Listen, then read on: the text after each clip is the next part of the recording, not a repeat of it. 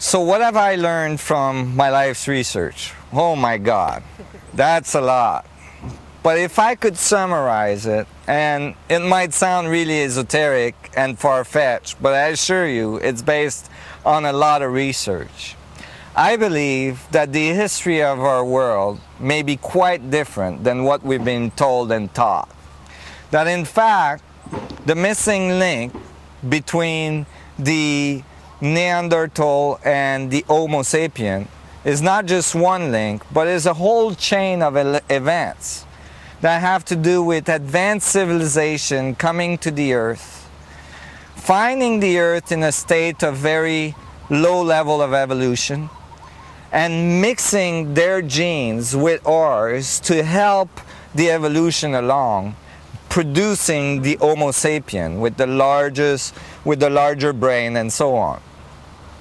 This change or this advancement in our evolutionary step is described and in many different societies around the world, in ancient texts, in legends, in myth of creation, all defining these advanced civilization coming to the earth, called the sun gods or the sons of God, having children with the women of the earth, or mixing their genes with the people of the earth to produce this new human. And I believe that that interaction with this advanced civilization has been there all along our history. That at first they may have given us even advanced technology, one of the most powerful piece of technology they had. A technology that could fly a ship or produce large amount of energy or produce fields that helps things grow, that can structure water, that can do all sorts of things that we would think of even today as miraculous.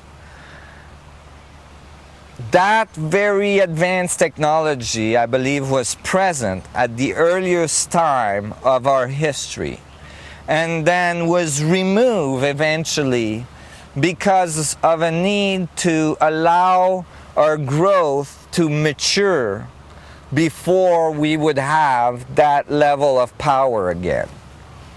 I believe at that time a decision was made, however, to embed all the information we needed to recover that level of technology so that we could have it on time for the changes that are about to occur on our planet at this time.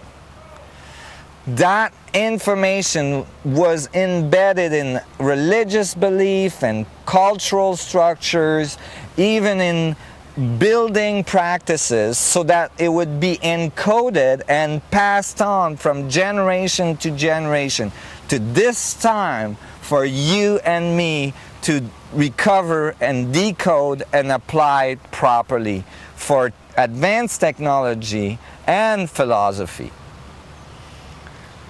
The advanced technology that comes out of this knowledge could have fundamental repercussion on our society, which would change our society dramatically from a society that lives really on a flat plane to a society that has access to what I call the Z-axis, have access to our solar system and maybe even access to our galaxy.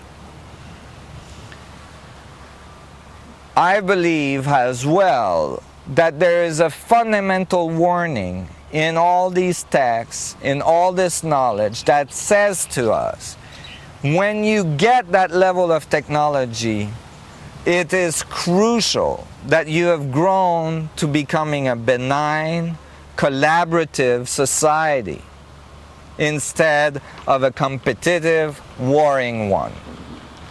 And I think, and I see around me, and I see in the development of this planet and of this earth, our society at this time, that we are learning those lessons very rapidly. The field is very polarized. Many people are choosing peace, spiritual involvement, and collaboration. And many are choosing war and competition. And it's becoming obvious which one is most powerful, which one is the one that is going to be necessary for our evolutionary step at this time in history. I think we're going to be pushed along to learn those lessons because of changes as well on our planet that is going to create a certain amount of stress on our society to force us to collaborate. I am so excited to be here at this time in history when we're about to cross the event horizon of our evolutionary development.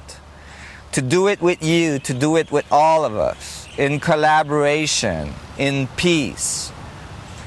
I feel that we are entering into an era of galactic relationship when we can rise to our full potential and become the galactic beings that we are.